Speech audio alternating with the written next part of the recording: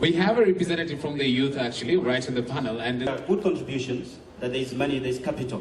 Now to the young people, let us act. But to the banks, let's not have it business as usual. Let's have programs which are mentoring the young people into business. Specific programs tailored to meet the youth needs, so that the youth are not scared into joining business. Back to the interest rates. Some of the young people with the 30% from the national government, it's something that is coming out, and the young people are now like, where do we get the money? They go back to the banks. When the young people are given some of these businesses, tenders, the banks are not giving youth-friendly interest rates. It's also scaring the young people. Number two, the duration it takes for the business to be paid, it takes much time. Talk of the counties, so we may want, as the bankers, to give it much focus so that even payment is made so prompt, because this is a special category of the young people. Otherwise, thank you very much. I'm looking forward to seeing youthful programs aimed at empowering the young people into business as banks. Thank you very much. Joshua, I'm sure you can take some of those questions from the floor and give us quick answers. Thank you very much.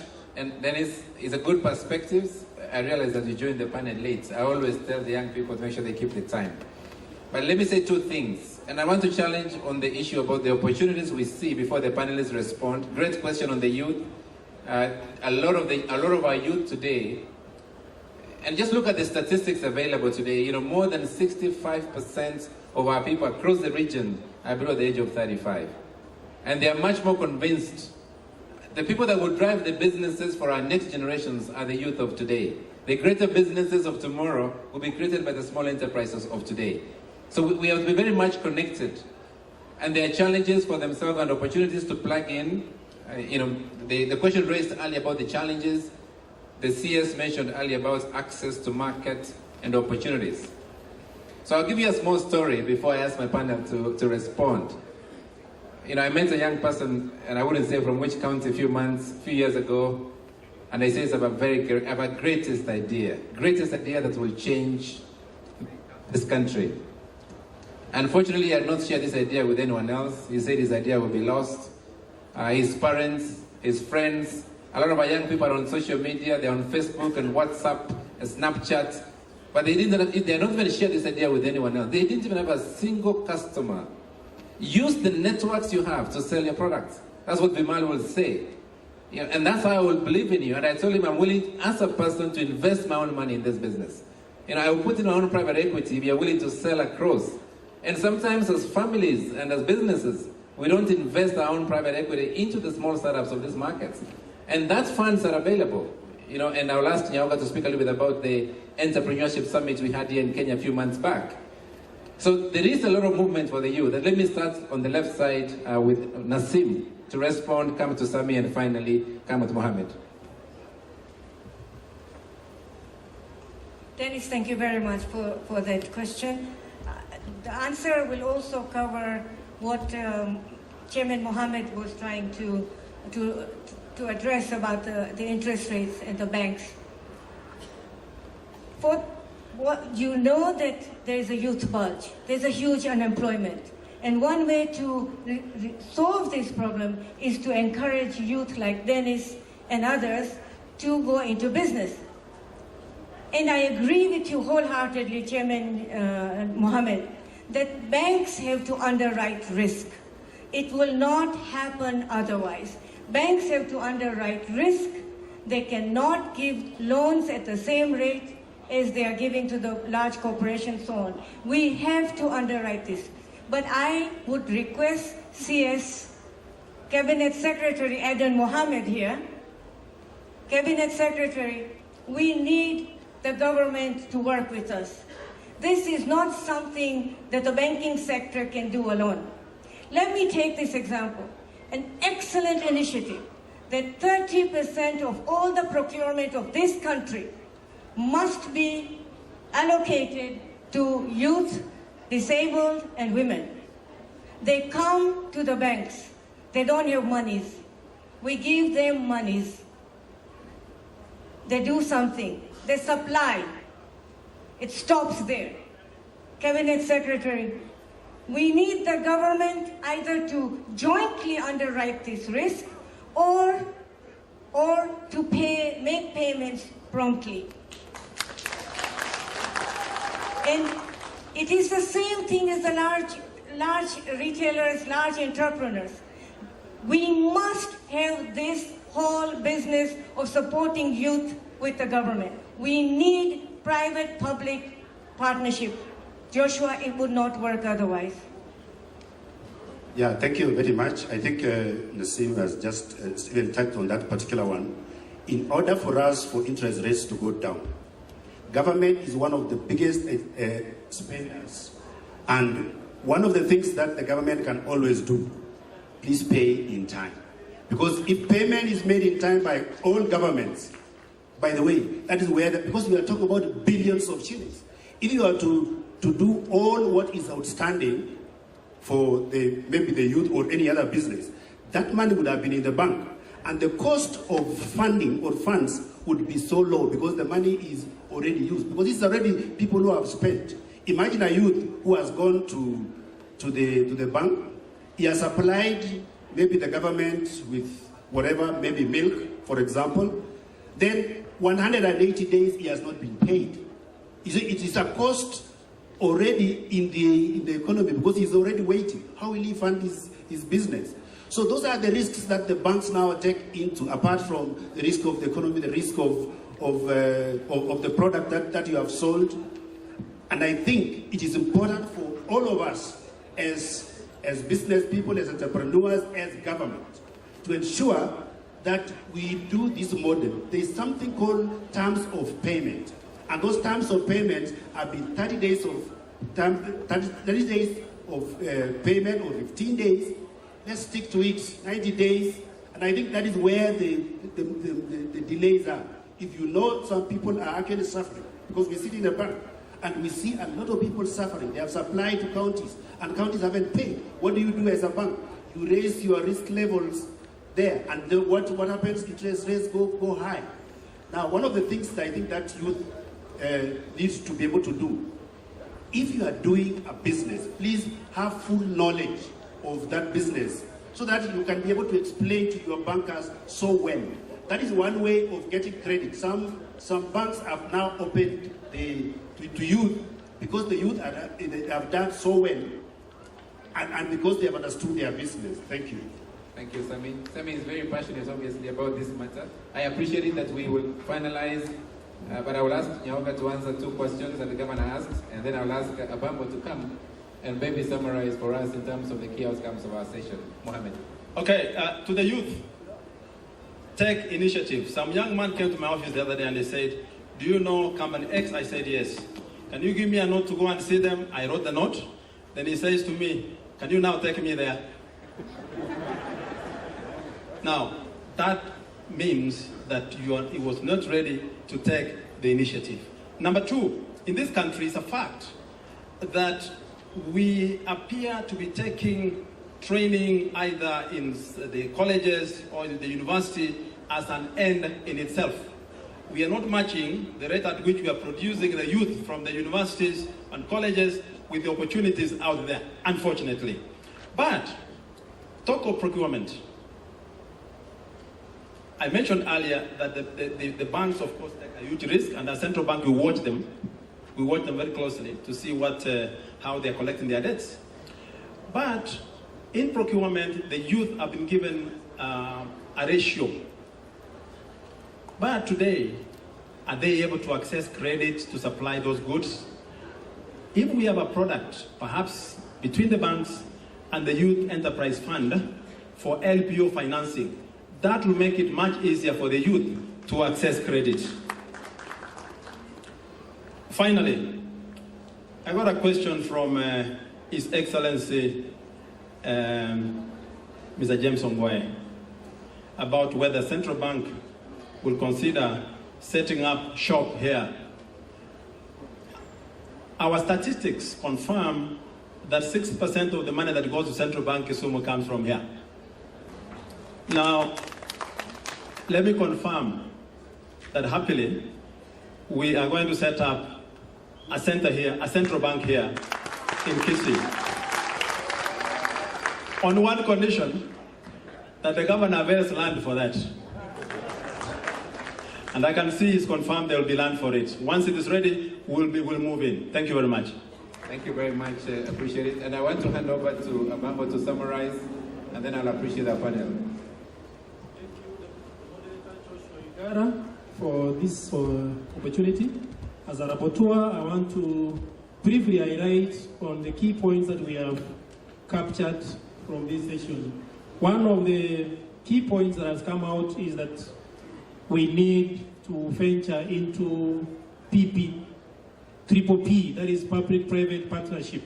It is very important for us to go that direction so that we can get the other opportunities that are available for financing. And that's what we are looking at, financing opportunities in Kisii County. The public-private sector will be in a position to assist most of the entrepreneurs who are coming up. The next point is that we need the government intervention, as has been pointed out by Nasim Devji, that the government should provide mechanisms that are friendly, an environment that is free for businesses to thrive, so that the Kisii County entrepreneurs can enjoy the available opportunities. The other point is that we need to incorporate innovation in entrepreneurship, and this one has come out from our CPK CEO, Joshua Igara. Innovation for our youths, for any business that is coming up, is an entity that it cannot be left out if you want to succeed in your business. The next important point is that we should avoid duplication of businesses. Don't see your brother, your sister has come up with a salon somewhere or a motorbike, and that is the next challenge that you want to pose. Come up with your own business, critically think on what you want to do, be creative, and come up with a new business that can uplift the county. Then the other issue that has come out very clearly from the questions that were raised is that the youth in the county, is there a program that is catering for them?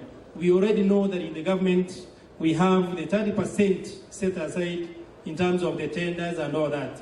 But we may say that this is not enough. So we need to do something as a county, come up with programs that will be addressing the youth issues in the county so that we can engage them productively in entrepreneurship. The last one that has come out is that we need to match the education that we provide in our institutions with the market opportunities. That is very important. Otherwise, we keep on producing graduates who are not fitting anywhere in the market, we will not be moving forward. However, I want to make a conclusive remark by saying that Kisii County is endowed by people who are richly pressed in terms of human capital. That is the human resource that we have in Kisii County.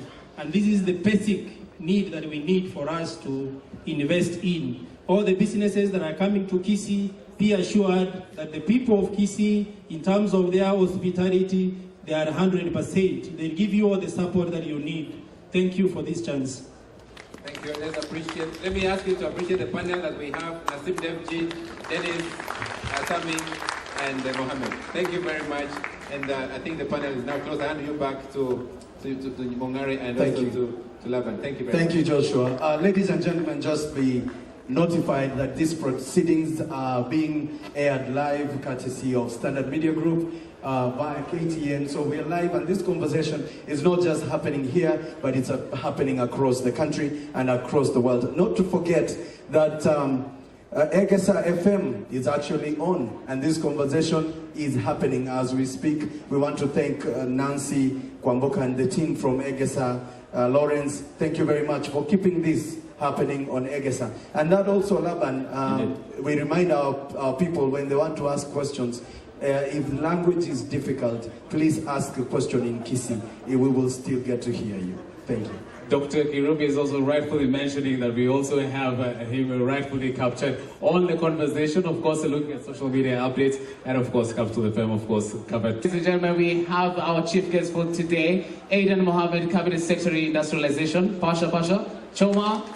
Thank you very much. And next to Aidan, we have Joshua Chepkoni, who's the Devaso entrepreneur and CEO of Jamii Telecom Group. To begin him coffee, Pasha. Thank you. Next to Mr. Joshua Chepkoni, we have again, Joshua Oigara, CEO KCB Group. Pasha, Choma, thank you very much. Next to Mr. Oigara, we have the vast entrepreneur, I must say, Dr. Chris Kirubi, most of you know say CK. Please pass to Dr. Chris Kirubi. Thank you. Ladies and gentlemen, last but not least, let's say the best, I must say, to our team leader, General Manager, the National Broadcasting at Television Division, NTV and QTV. Ladies and gentlemen, please, you have to pasha for my boss, and you have to do it properly. Aya, 20. Pasha, pasha, pasha, pasha, Choma. It's over to you, sir. Thank you. Thank you very much, Laban. Very good afternoon. Uyamore. And I have to acknowledge outright that the conversation is going to progress under the ambience of rains.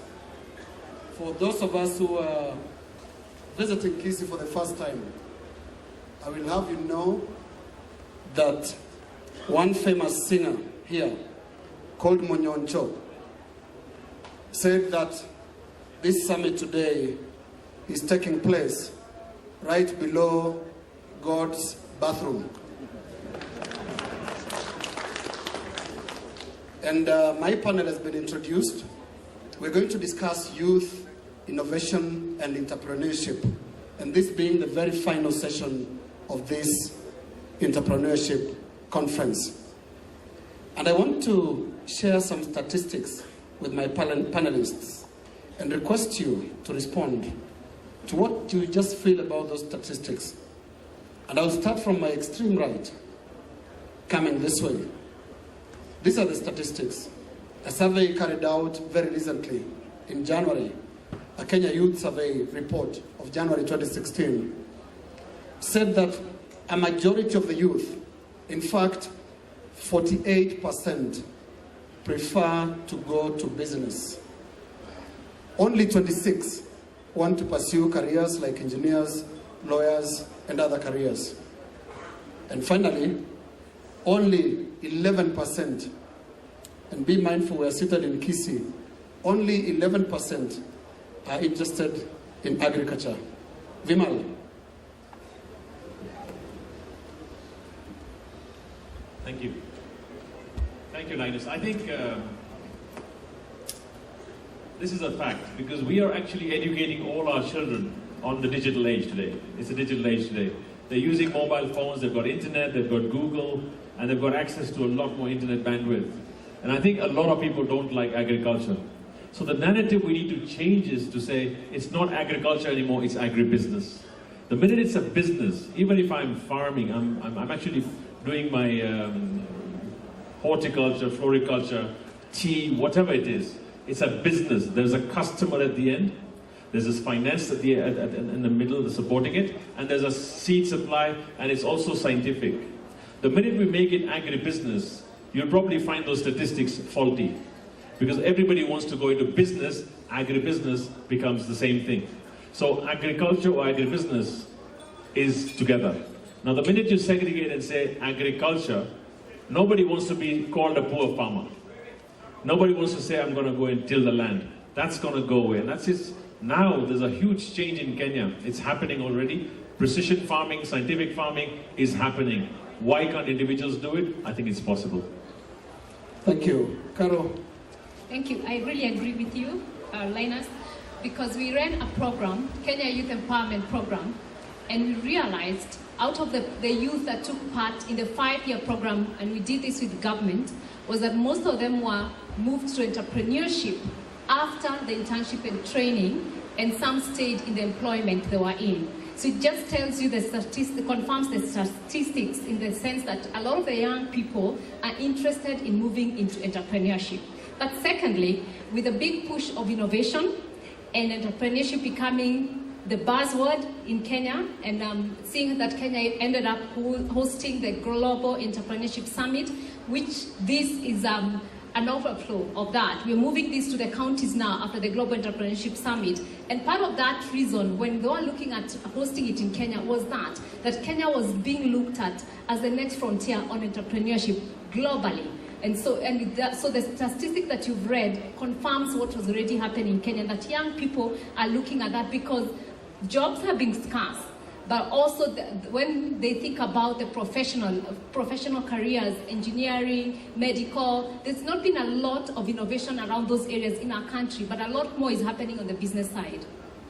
Thank you, Carol. Cabinet Secretary Eden, is this good news for the government? Well, it is good news, but there are two ways that one could possibly look at these statistics. One is the youth could take a view that, well, there are no jobs anyway, so let me get into business. And there are no jobs because there are not many investors who are coming in and do things. The reality is, if you can't get a job, probably it would be difficult to run a business. What I think is encouraging is hopefully most of these people are wanting to go into business because they want to create wealth for themselves, because they have seen some wonderful stories of people who opted not to go and work for somebody but to do it for themselves. And so it is a really encouraging data that we need to harness to make sure we can build on, to see how we can make the true Kenya's entrepreneurial spirit to come to life. And we've got a wonderful track record that we can build on. And so from that point of view, it's a very good message for us as government. Thank you, Eden. Let's hear Mr. Chakoni. I think, Biore, you know, I learned a little bit of Kisi when on my way, but by Mr. Nyauga. And I'm told that you can say,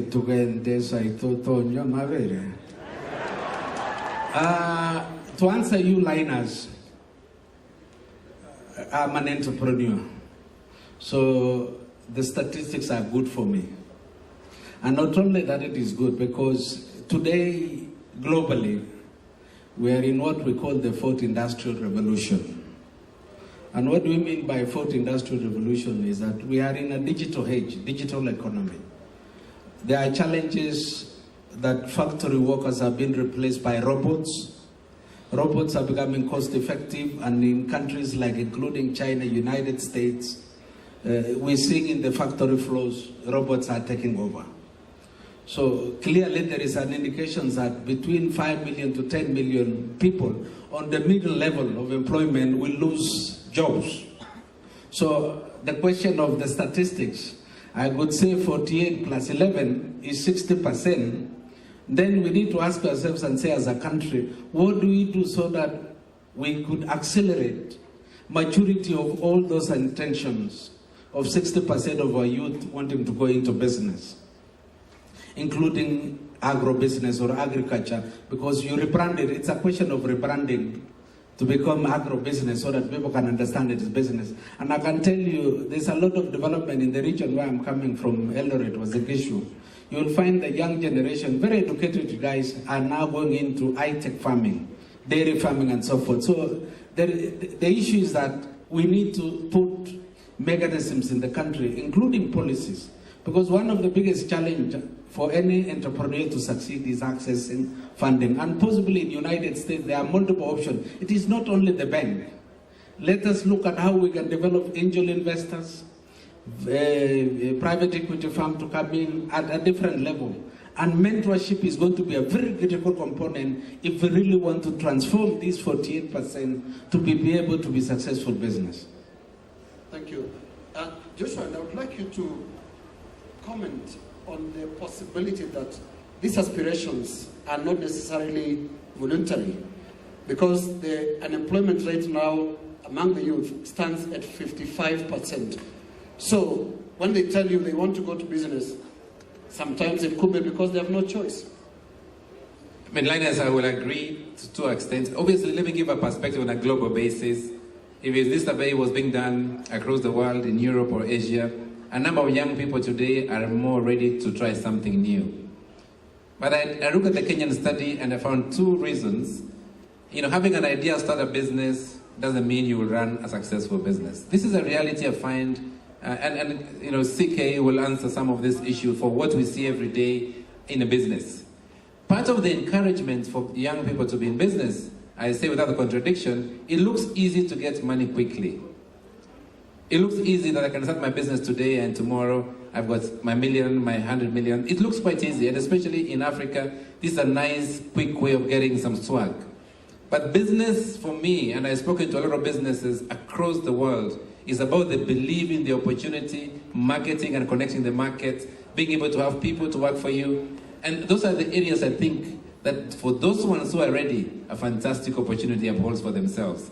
And we will be ready to plug in our resources for those younger people. The last point I will make is that it's good to see that they actually want to create jobs for the other young people. So there are solution providers here we are looking for.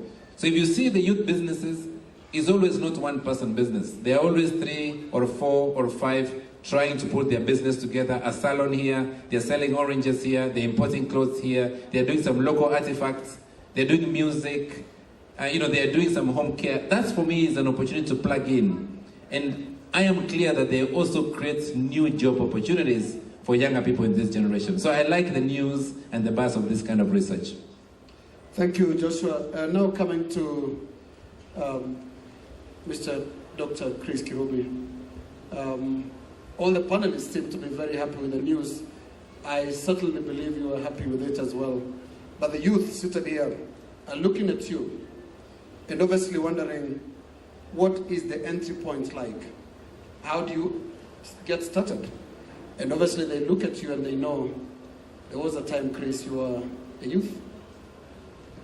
Still I am.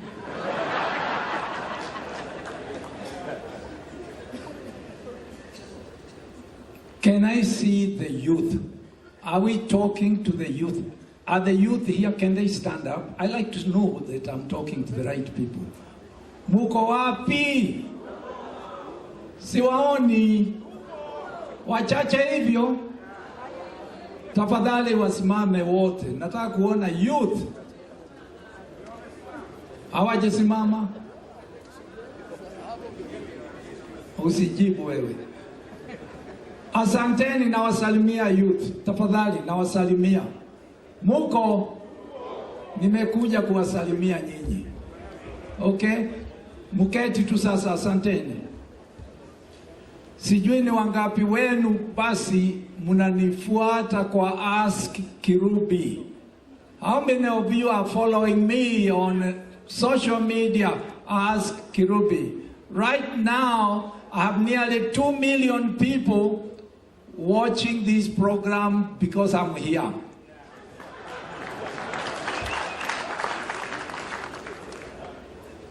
Like Oprah did, often mention some products on her shows. This show, Mr. Governor, is being watched not only in Kenya, but in the whole world. You'll never get another opportunity of advertising like this one. I therefore like to say, in Kisii, we have some quality products called Gusii Coffee, the Kenya's mountain coffee, the most incredible coffee. It's so incredible that we don't know anything about it. Can we ask the whole world, please order your pack of Gusii coffee? It's the best coffee you can drink anywhere. Mr. Governor, I think I've done my job. Now, thank you, sir. Thank you, sir. We actually came here. I'm being told the youth want jobs. I like to ask, first, there's somebody, chairman of some university education. Yes? My brother, you said you challenged the people who are here, what they are doing about the youth and job mentoring. You are in charge of a whole university. What program have you got to finish the students so that they have another year to study entrepreneurship? Please, that is up to you, not the governor. But, Mr. Governor, how much of your budget you put towards the youth issues. I think it's important. The youth in your place here are half the population. They are also very hardworking. They want to do jobs. What these people are advising the youth can only be linked with you, the facilities we offer the youth, so that they can convert and add value to our agricultural products.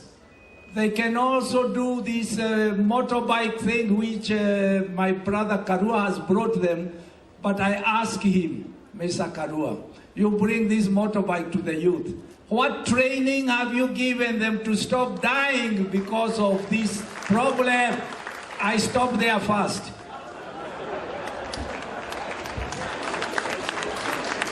Thank you. Thank you, Chris. I'll still go back to What was your question? Yes. I need to ask you my question because you need to answer my question. Please. The youth here would like to know from you, is there a starting point for one to be an entrepreneur? I think there is. When you decide you want to become an entrepreneur, first you have to know what area you want to engage in. You have to understand the area. You have to understand the opportunity that are available in that sector. You must know who are your competitors in the sector and how can you be different from all the others. And therefore, how do you go back? What we talked about here a lot with the bankers, how do you access finance? Finance is a big problem in this country. All these bankers talk very nice that they give you money. But when you go to the bank, they forget they were addressing the youth. They start asking you, how many cows do you have? Have you got land for security? When you ask a poor man for security, and he's trying to start a business, he can only give himself or his wife a security.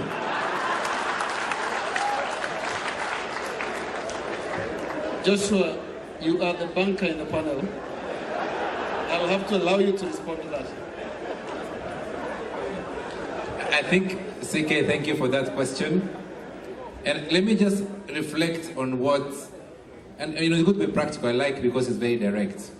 And Mohamed Nyaoga was here before, and I also speak as a chairman of the Kenya Bankers. Most of us have heard about very innovative ways of accessing financing, and we are not talking about small businesses.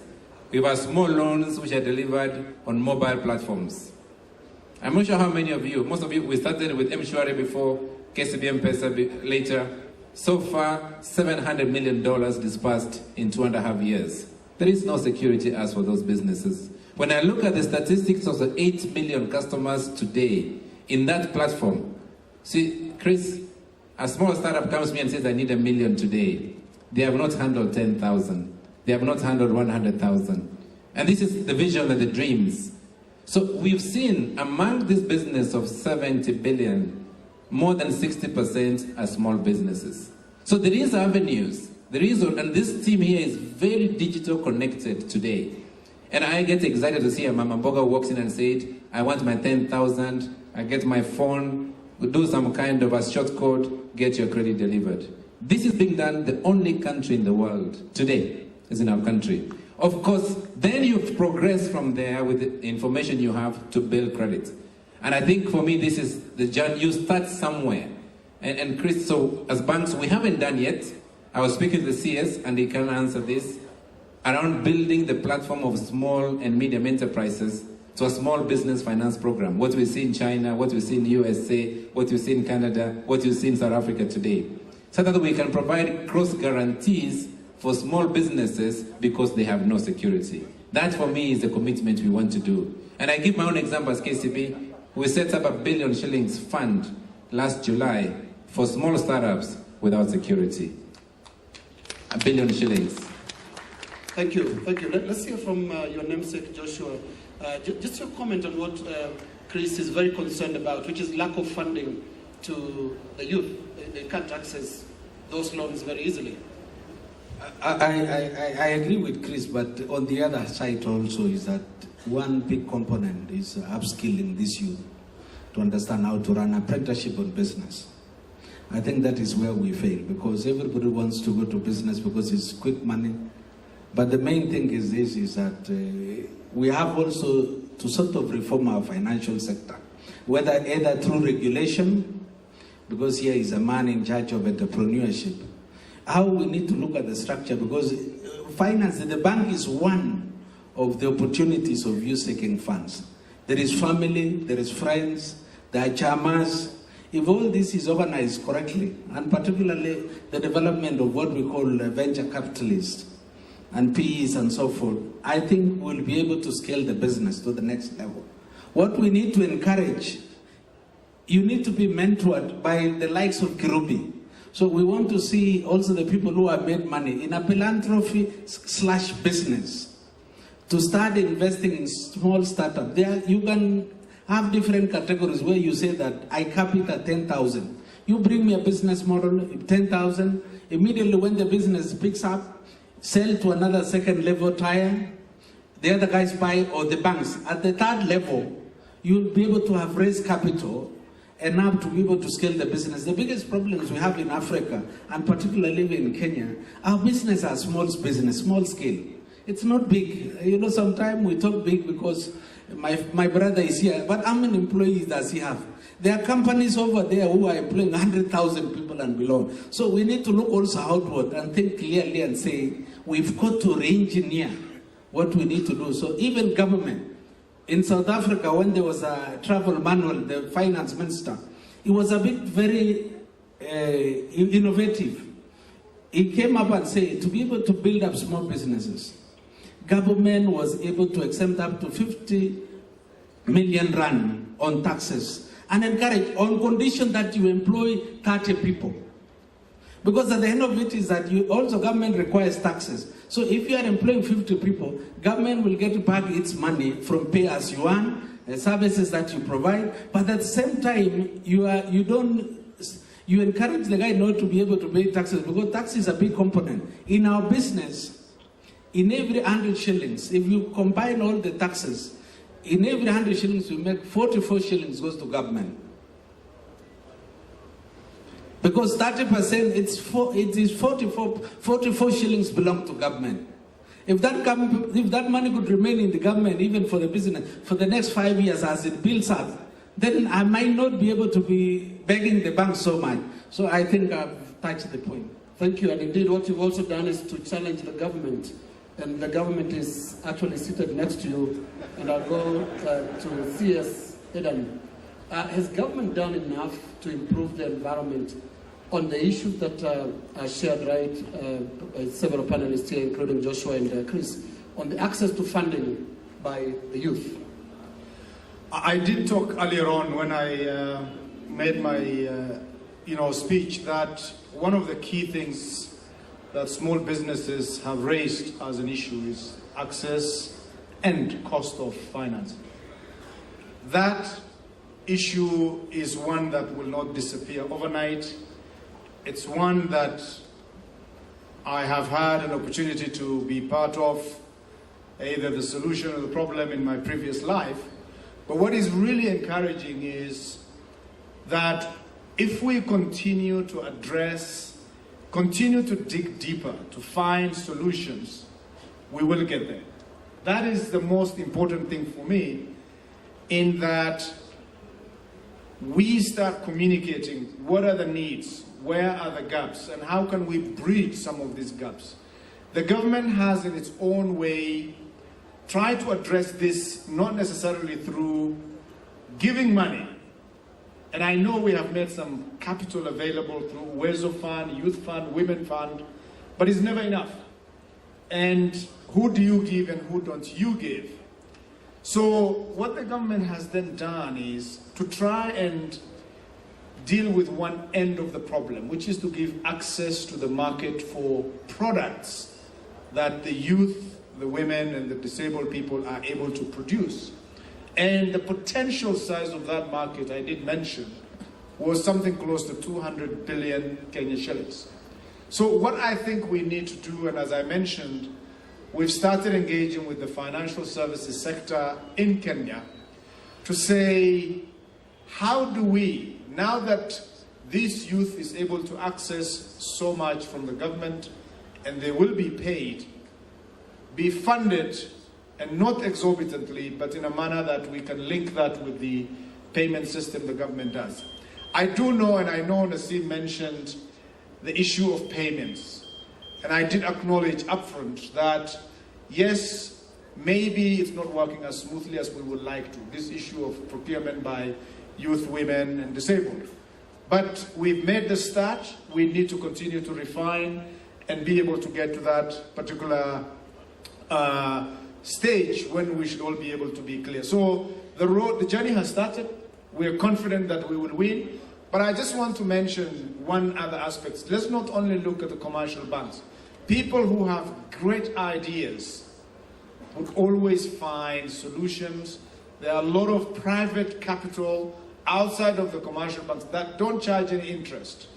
They are able to take a share of your business, but without charging you interest, and that is what is increasingly becoming the most relevant form of financing. So I think the opportunities are there. We should just continue to work on it and not to give up. Thank you. I would like you, Minister, to just keep your microphone for a moment, because I would like you to comment on initiatives by government whose impact have not been very well felt on the ground, and I'm referring to the Youth Fund and the Uwezo Fund, which are models also that would have allowed the youth to access money. Look, the mindset generally of many people, not necessarily the youth only, but generally people treat government facilities, government opportunities always as mali ya serikali. And for that reason, whatever program or project government puts in place, especially where it relates to funding programs for credit, we've not been as good, and customers that have borrowed that money have not been as good at repaying the government back as they are at repaying the financial services themselves. And so we've got these challenges where we want to change people's mindsets from actually not treating this as a gift, but as an opportunity where they use the money, it's repaid back, that money is used to lend to someone else. So we don't want this to be a sinking fund.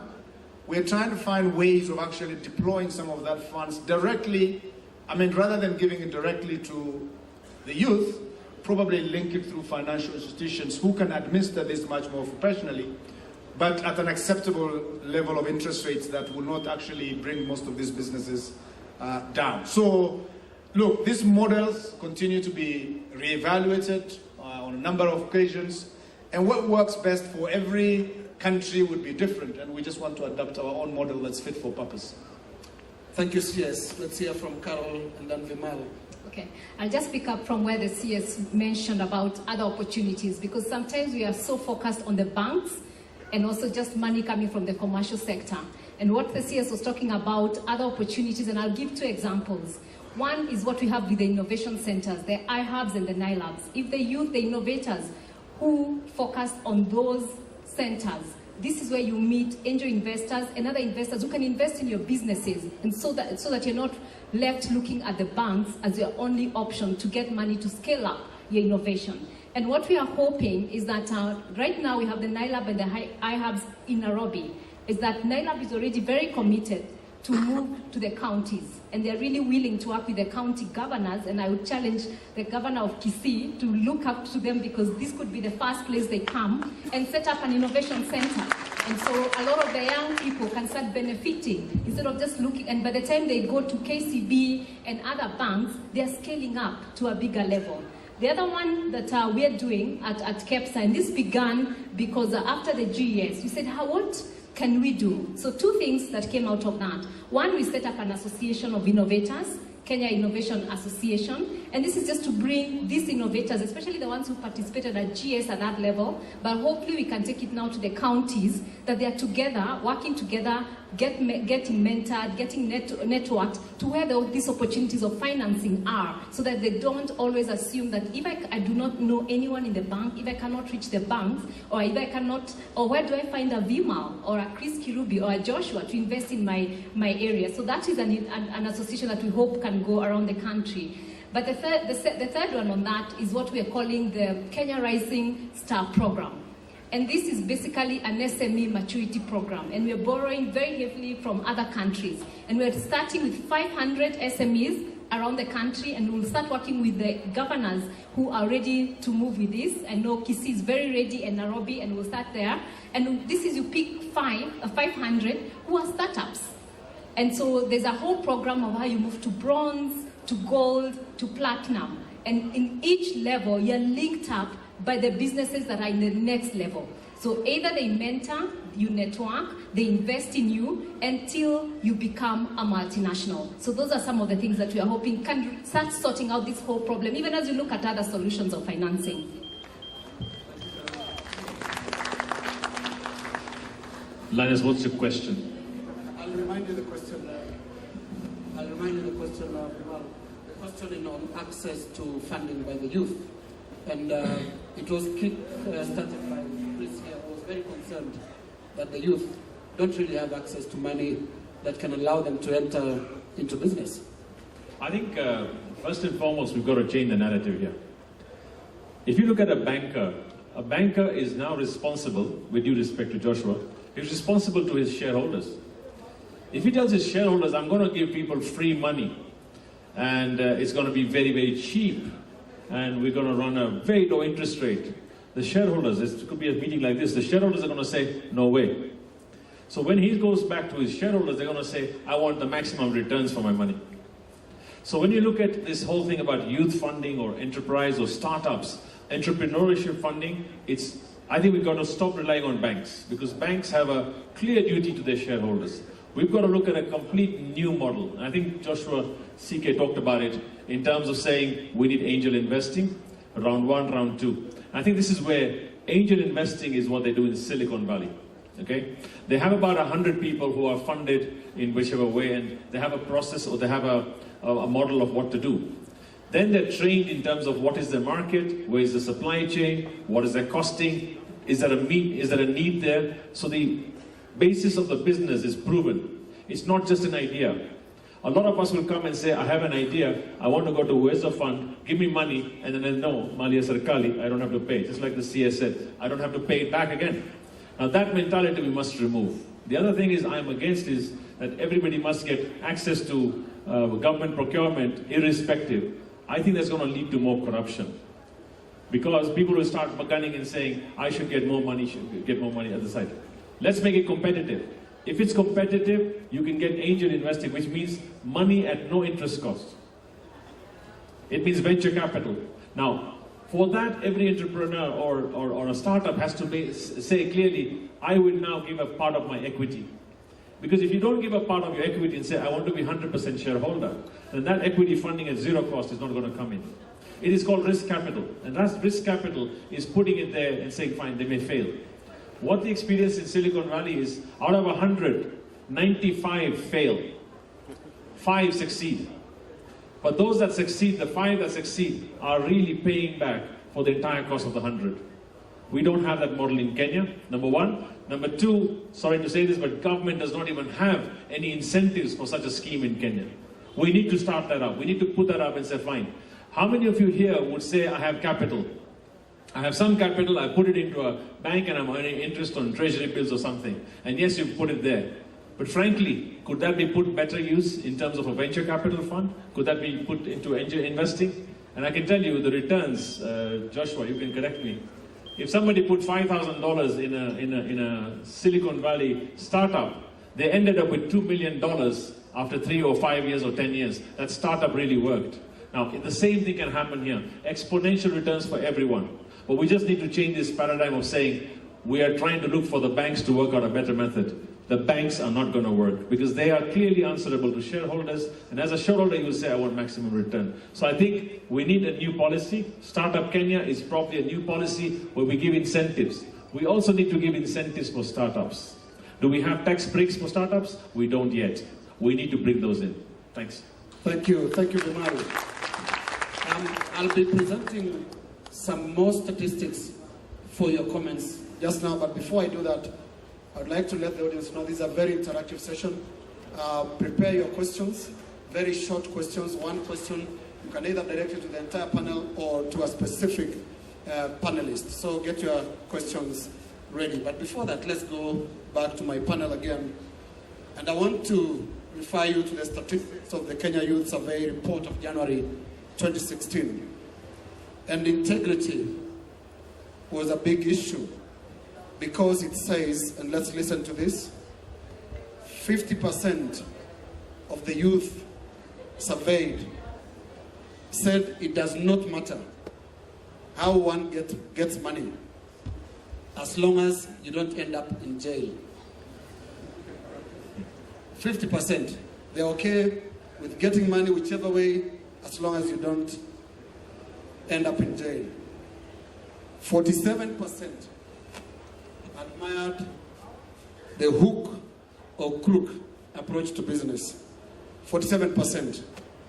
And remember, this 47% is part of the 48% who want to end up in entrepreneurship.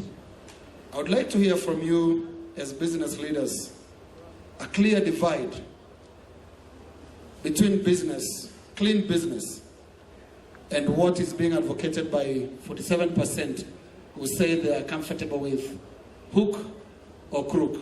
You want to start, Vimal? Yes, I think it's very simple. Integrity is a non-negotiable. It should not be a negotiable at all, number one. Number two, I think, and I say this with due respect to government, we have allowed impunity for too long. I think we need to put a stop to that and really make sure that integrity is curbed.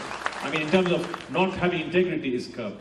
Number three, I think the important point here is for anybody starting in business, if your integrity, which means what you say and what you do, is congruent in terms of what you're doing, and also your intentions are good, you will succeed.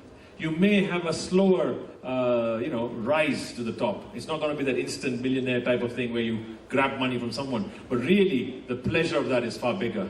And having integrity means you have to have a less memory to forget, not to forget what you said wrong or whatever. And I think it's going to be important. As we go forward, in Kenya, we have a very clear idea as to having this anti-corruption movement. And really, we're serious about it. Everybody needs to follow that. We need the administration to really sort that out in terms of effective administration of that, not allowing impunity. Thank you very much.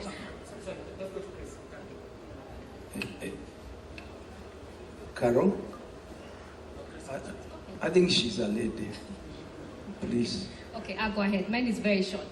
I think when I saw that statistic, one of the things that came to mind, and the reason, part of last year, we did a lot of work looking at the whole anti-corruption and seeing that a lot of the business that was doing straight business was actually being disadvantaged by those who were not doing clean business. And one of the things that we realized was an issue of integrity in business. And so as a private sector, we had been pushing a campaign of signing the business code of ethics. And we thought, let's take it a notch higher. That not only do we want our members to sign the business code of ethics as a show of integrity in doing business, but there's a lot of business that is transacted between business and government.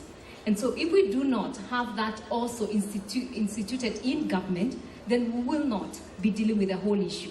And so our big push from where we sit as private sector is to also have the government adopt a business code of ethics for any business they do with the private sector.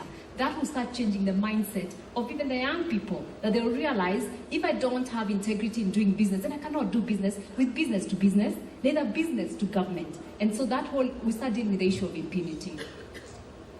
Chris? Yes, I when I was very young, I was so religious.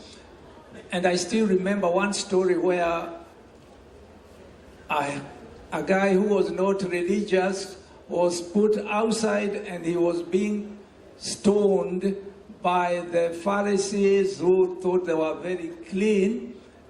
And I think Jesus got there and said, can one of you who has never sinned throw the first stone to this man? Whatever it was. They all walked away. Nobody threw the stone. The man was saved. To be honest, we need Savior here in this country. We need to be saved, all of us. Those who are not doing it today, they did it before. Those who did not do it before, they're trying to catch up.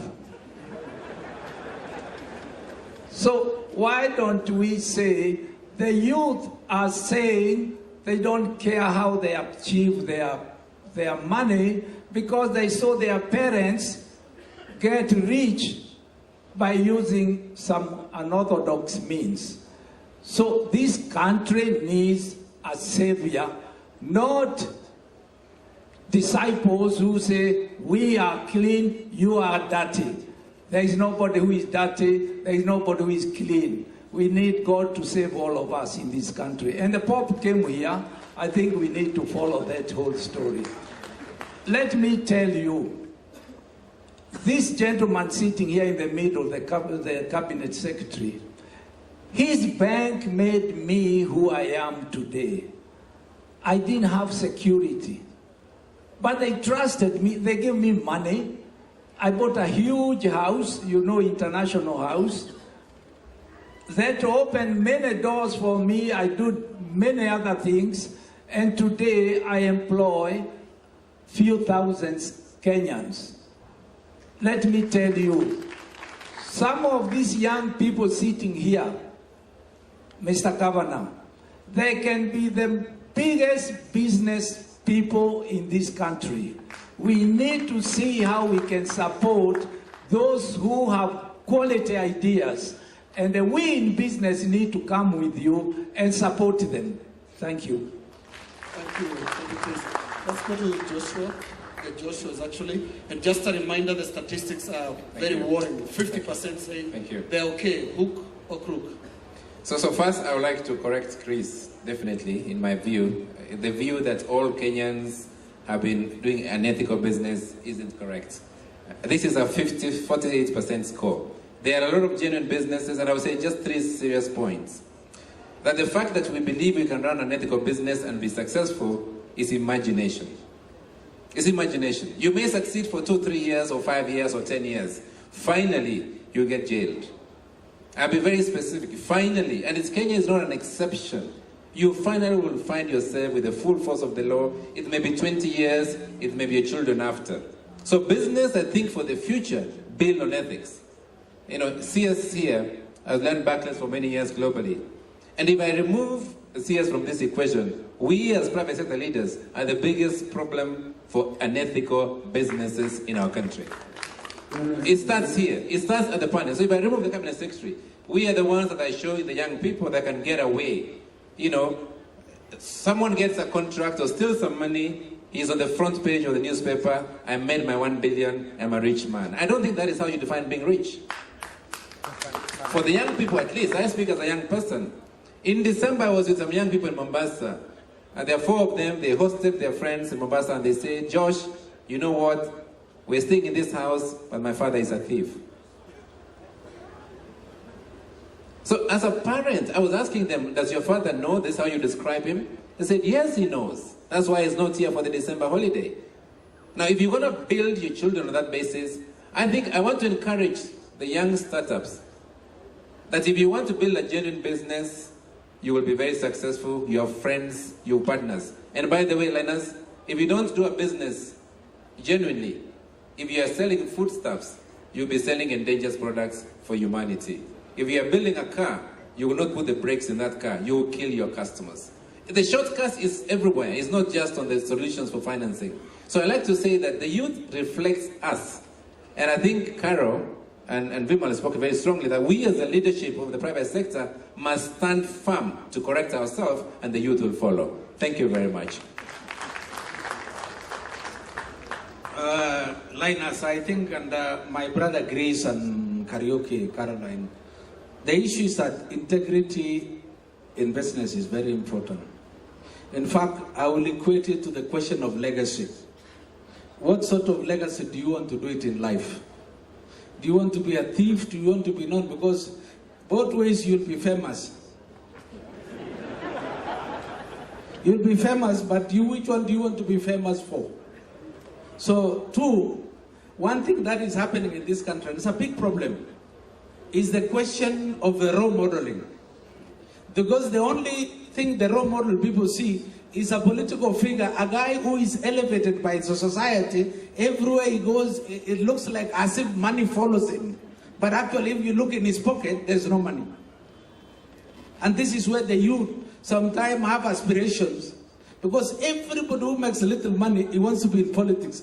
Politics, possibly to be able to talk to the governor and say, give me money. There is life outside there. You can run your business and you can establish yourself a brand that lasts legacy and legacy beyond the political guy who will be there for 5 years making noise and he's off the scene. So I want also people in business, people of integrity, to share stories. I think we need to do human being in the human history. We have to tell stories. And I think as much as we are talking today, we have used this opportunity to tell you about stories, success stories. Thank you, Joshua. Please pass the microphone to Aidan. And both Joshua's and Chris do say the adults set a bad example. And some would say government particularly sets a worse example, where when these corruption cases come out, you hear, for example, a Hako pen from Chris Kirubi's company that costs 10 shillings is procured for 800 shillings in government. Talk to us about the government side, CS. Well, I don't want to get into a defense mode here, but you should ask yourself, who sells that pen to the government? Who sells that pen to the government? So, and that is fundamentally the problem we suffer from in Kenya. Everybody is pointing a finger to the other. If you look at the government, which is the executive, there are problems. If you look at Parliament, which is supposed to be the watchdog, there is a problem. You look at the judiciary, iko shida. Everybody is standing. In each of those cases, there are some high dignitaries who are in court now, as we're speaking. And each of those three stand there. Government is supposed to do the work, the others are supposed to provide watchdog capability. And the finger is pointing in the other direction in all cases. So I think Chris's point about us, first of all, acknowledging the root cause of some of this is so important for us to diagnose this. And we may not have a silver bullet to actually deal with some of these things, but a number of attempts has been made, jointly between private sector and government. Committees have been formed to really relook at what is creating this. So we need just much more than just people talking about this, as opposed to really finding some long-lasting solution. And prayer is one of those, to be honest with you. But I can tell you on your statistics, you talk about the youth, I think that is probably a reflection of the society, much less the youth on their own. But there's one thing that is a fact, that people don't want to steal because they love to do that. Maybe circumstances in some cases is forcing them, maybe shortcuts is what makes them do this. Others have seen it, done it before. And so we need a multi-pronged approach in actually dealing with this, strengthening our institutions, understanding the motivation, asking somebody to look after 5 billion shillings cash box here and you pay them maybe 2,000 shillings a month, probably sometimes is a very strong contradiction on how you expect to motivate people.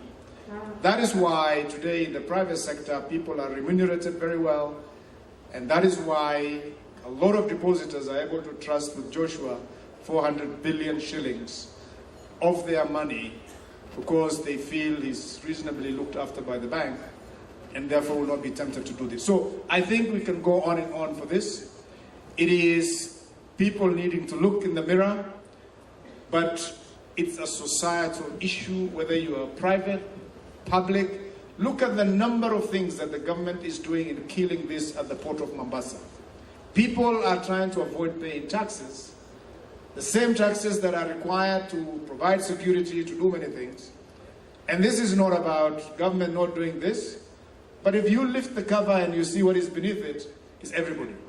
And so we just need to see how we can actually deal with this, and it's everybody standing up to be counted on actually this particular issue, as opposed to it is either that person's problem or the other. Thank you very much.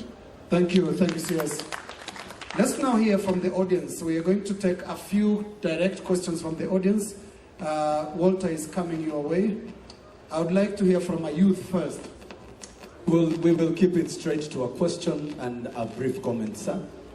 Thank you very much. My name is Joel Oyaro. I'm an entrepreneur. I am a contractor. There is one fundamental issue that we are not solving. We have talked particularly about the youth, the problems of financing, but we are not giving solutions. When I was at our... Sorry, please, it's not a comment or a statement. Please ask your question. I'm having a question, but I would like to just spend 20 seconds to give you what I learned. 10 to go. I had a stand there. We have a stand.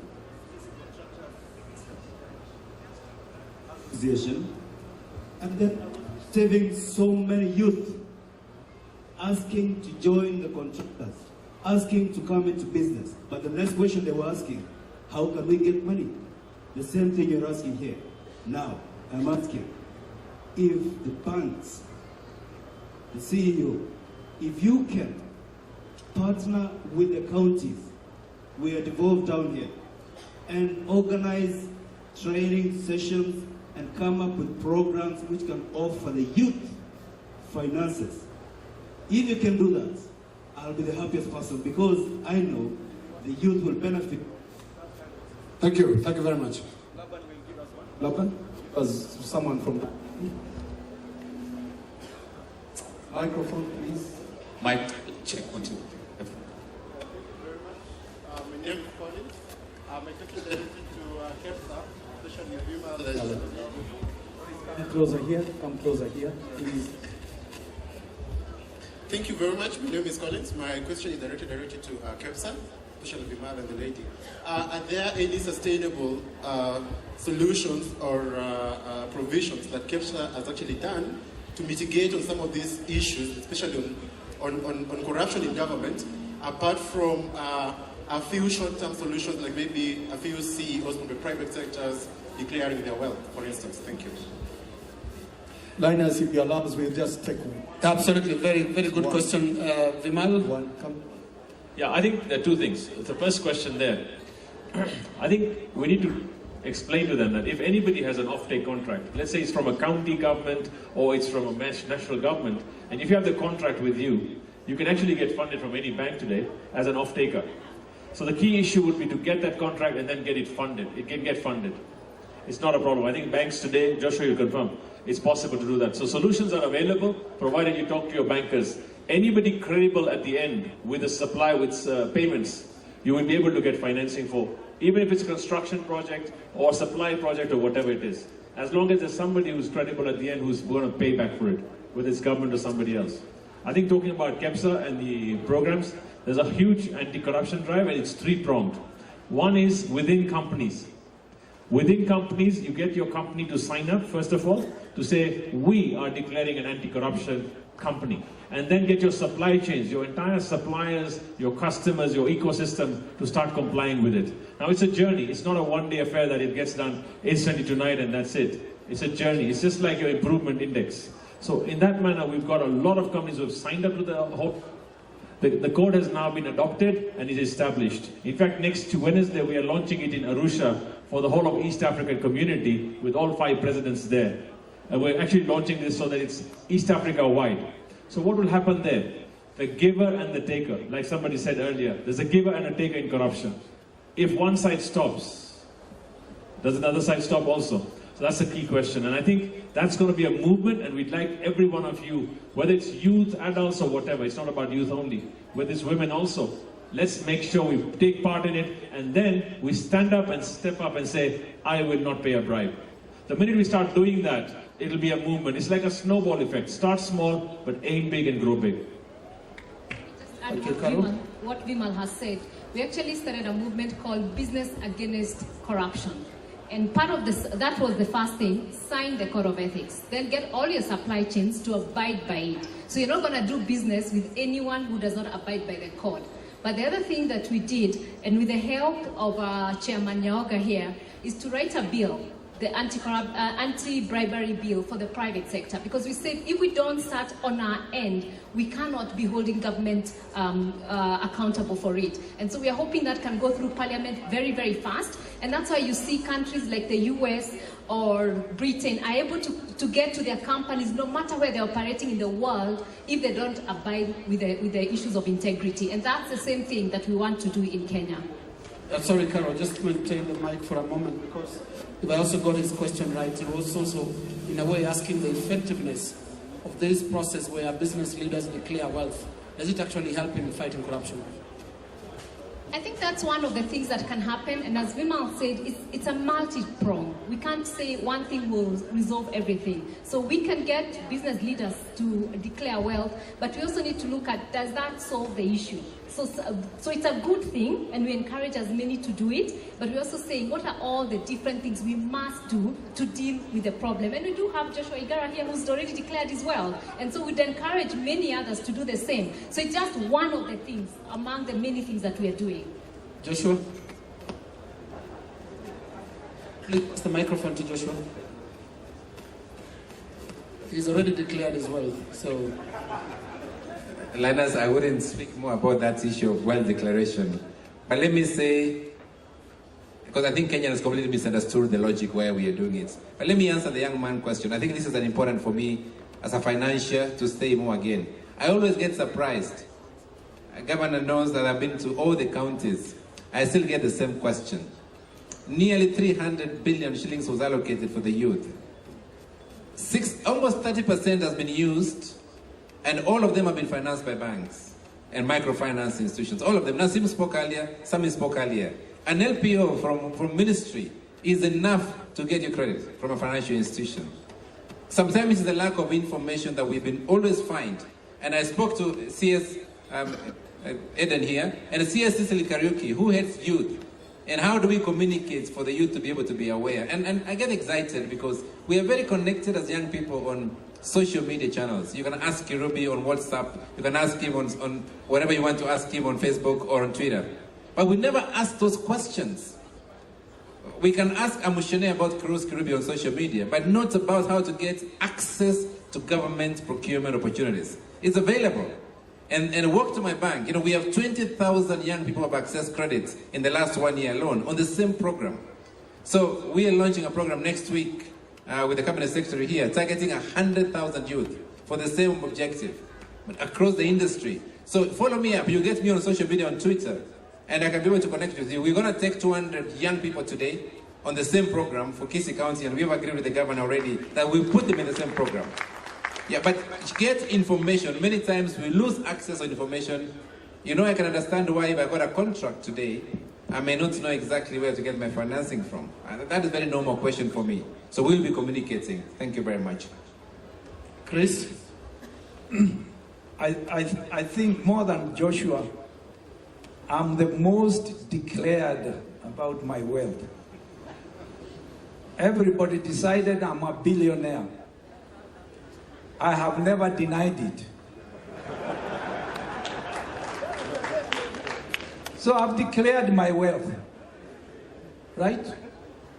You know, $1 billion is something, Kaikai, you take many years to find. but more so coming from the poor of the very poor, Mr. Governor, where I came from. I was educated on charity. Today I employ, I support innovators, I support kids who have no scholarships. It means, given an opportunity, anybody can make it. It's not only for the white skin, it's also for us black people. Thank you. Thank you, Chris. And indeed, when you talk of opportunity, a video has gone viral and it's now a big story in the local media of a street boy called Morris. We're all aware, and he explained very clearly that all he needed and all the street kids want is an opportunity. And that's how we conclude it. Now, I would like us to go to our concluding remarks with apologies to the audience because of the sound challenges. We are unable to take your questions further. I want us to conclude on the issue of unemployment, which stands at 55%, and the existing gap between, or rather call it a weak association between education and employment. Because once again, it's seen sometimes that encouraging youth to go to entrepreneurship is also, in a way, escapist. You're running away from the responsibility of creating jobs. In many countries out there, governments are elected or removed from office on the strength of how many jobs they have created.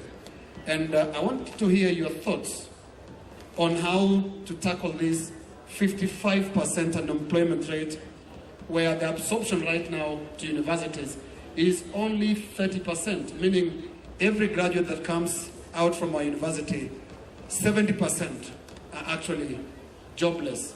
This is a crisis. Chris. I have the microphone so I can start. I personally think there is a problem with our education. We abandoned most of the technical colleges which trained people to be self-employed. And I think I would beg my governor here, let's have one of the best technical schools here to educate, to support the youth, because they can just be themselves. I think big jobs are not there, where companies come and employ thousands and thousands of people. We don't have that kind of industries. So we must believe in converting our agricultural commodity into value addition. We must improve how we farm. And by the way, Mr. Governor, we must take care of the soil. We put too much chemicals in the soil. And over time, thinking we are fertilizing the soil, we destroy the soil. Let's use biofertilizer as well to help cure the problem of the soil. And two, let's create partnership between the youth. They must join hands and become a unit, a group that can do something together. Individually it's not possible, but together they can create something big. And I know you will support them. Thank you. Thank you, Chris. Joshua, your closing remarks very briefly, and it's on unemployment. Linus, I will speak a little bit more about the solutions, because I know this is a question you've asked. That in the informal sector, you can call it Juakali or small businesses. And I think this is the only solution we have to create the 1.5 million jobs every year. This is the only other. For me, the informal sector is almost the formal sector for an emerging economy like ourselves. So what are we doing as KCB? We have 10,000 staff, but that's not enough.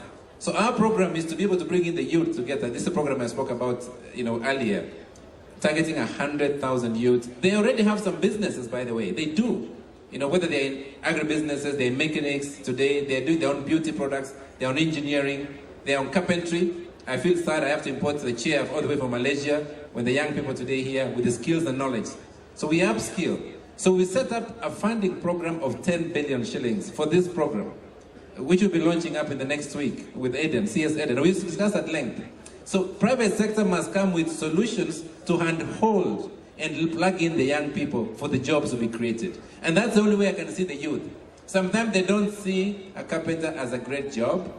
But I can assure you that some of the chairs imported by guys from Malaysia, from Thailand, they have the greatest job opportunities ever, Linus. So I want to say that we are already providing solutions, not just as government, but as private sector. Thank you, Joshua. I think I strongly believe that the only way we can create jobs, sustainable jobs, is through entrepreneurship. And why do I say entrepreneurship? Because it is the only machine known in a capitalistic society that is the only way you can create jobs. True, but we must address the question of accessing credit. We need to open up, we need reforms and regulation so that we can open up the financing opportunities in this sector. And in the process, we'll put more people on jobs. The last one is that I believe it's an opportunity for the government to now partnership with business correctly. And when I talk about partnership with business, I'm not only talking about a guy who flies into the country with a briefcase. Take also the guys who are here and say, how can you enhance your business? So let's dialogue and have a conversation, and that is the beginning of talking about entrepreneurship so that we can create more jobs. And it's only through business that we can create jobs. Thank you, Joshua. CS Adam? Yeah, I think the points have been made about what is the most effective way of dealing with this. Personally, I think our future in dealing with this challenge of unemployment is to strengthen and support the small and medium-sized enterprises. That is the future. That is one of the most effective solutions that we can do in dealing with that. Just to give you an example, the entire manufacturing sector in Kenya employs less than 500,000 people. The entire manufacturing. And yet, the output of that sector is so big. Why? Because there's a significant amount of automations, machines, and the job opportunities in those areas will continue to shrink. And so we need to get into the next alternative area. And so the discussions that we've gone around, how do we strengthen the SME, is, in my view, the biggest opportunity we have as a way of dealing with this. And just to echo Chris's point, that we must change the curriculum of our education to make sure that people are able to come out with skills that they can deploy to do more practical hands-on things as opposed to some of the social sciences that we've spent a lot of our energy and time on. Thank you. Thank you. Thank you very much, CS. Carol? Thank you very much. All multinationals were all simple innovations. The reason why they moved from innovations to businesses, because there were friendly policies in their countries. So if we have sustainable long-term policies that sustain innovations, then a lot of the innovations we are seeing today, and I think Kenya is one of the most innovative countries, will be able to turn those innovations to businesses.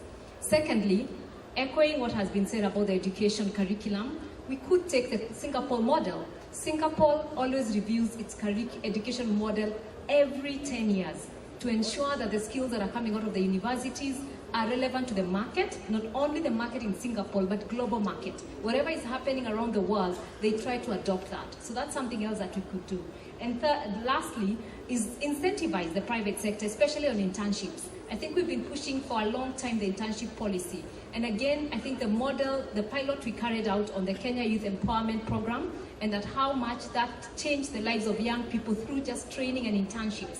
If we invest a lot in the private sector to be able to give internships, just through simple incentives, which turns around and gives these people, the young people, opportunities to be able to experience and have the exposure.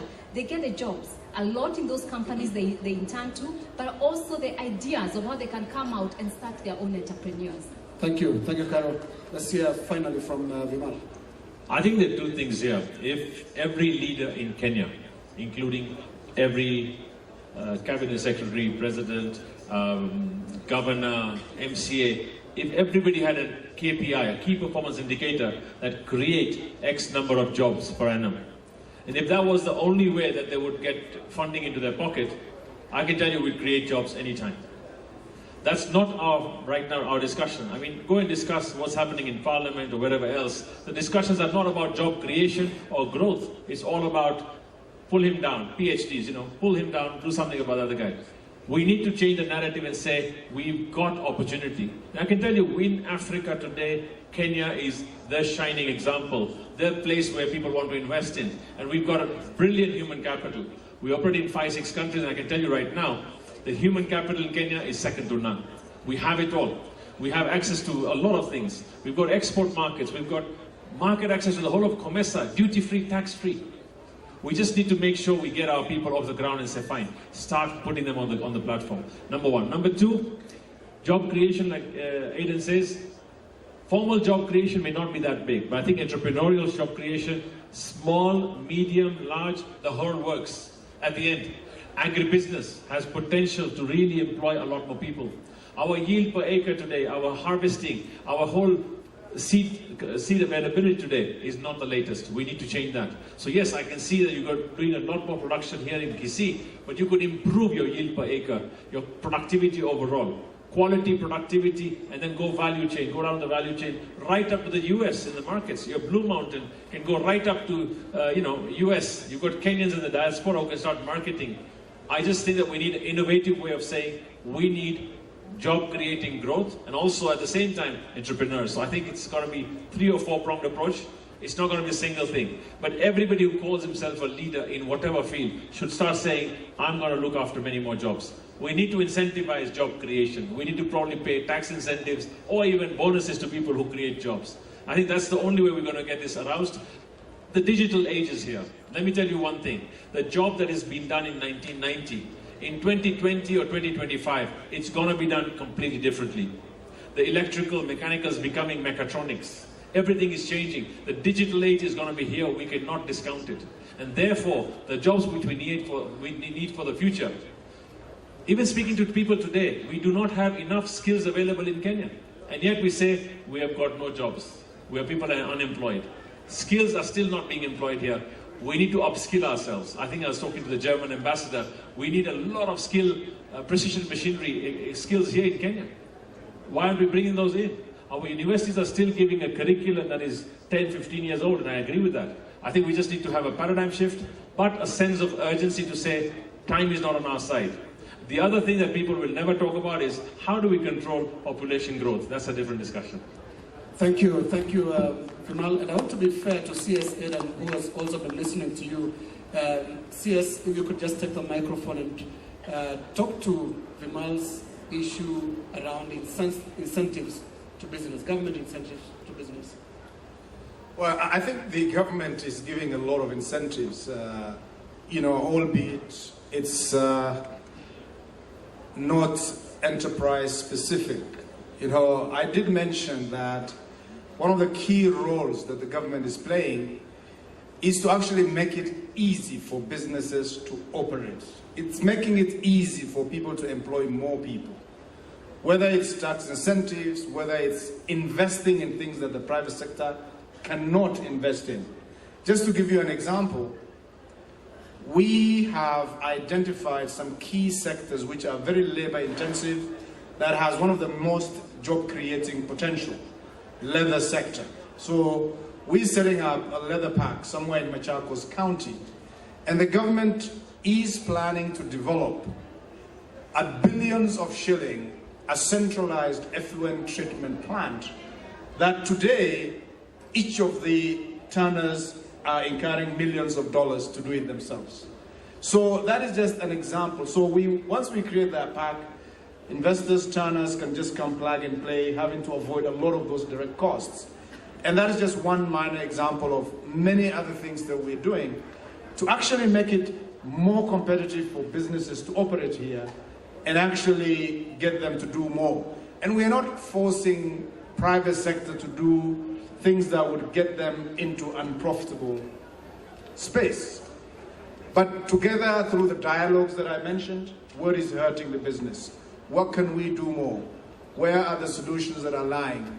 And I think we are making some very good progress. We're confident that we are, in the next few years, be able to, once all the ducks get in line into a row, for example, the railway is coming on stream next year, we should be able to see a significant reduction in the cost of logistics and many others. So incentives are there.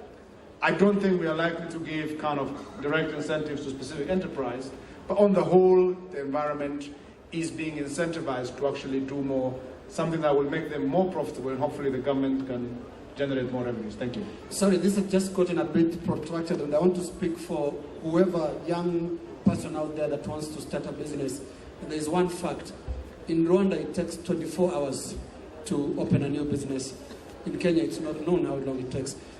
Is part of these incentives going to include reducing the bureaucracy around supporting businesses to get started? We have, as I mentioned earlier on, having a work stream that we are running in government called Ease of Doing Business, which is picking up different areas that today are inhibiting businesses from doing things much more efficiently.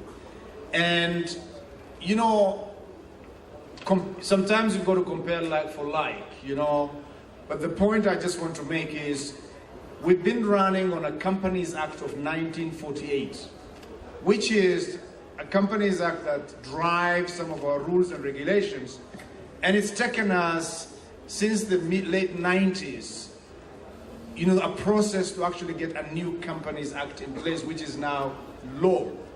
And I don't want to bore you with the details of that, but the old Companies Act was bigger business friendly, much more bureaucratic, much more conducive to lending people to use lawyers because it's much more complex to create articles and memorandum of association. Today, you have a standard memo and article of association, and actually people do not require to get legal advice to actually set up a company. So these are some of the reforms that I talked about. It's been recognized by our own people, by the global organizations that do benchmarking between countries. And last year, we were ranked the third most reformed economy in the world. And I think we still have more to do, but give us a bit of more time, and I think we should be there. Thank you. Thank you. Vimala. I think, don't get me wrong, there is amazing things happening in Kenya. All the reforms that he talked about are happening. Our business regulation, business even registration, in a day you can get it done online, right? The only thing is that there's so much more that we're doing in digital space. You know, all your searches, everything else, e-citizen, our visas, all online. There's a lot happening. The question that I was asking was job creating growth in terms of saying, can we do that as an incentive? And I'm not just saying national government, even local government can start saying, how do we incentivize people for this? So I think it needs a new formula. And I think there is area of improvement if CS agrees with me.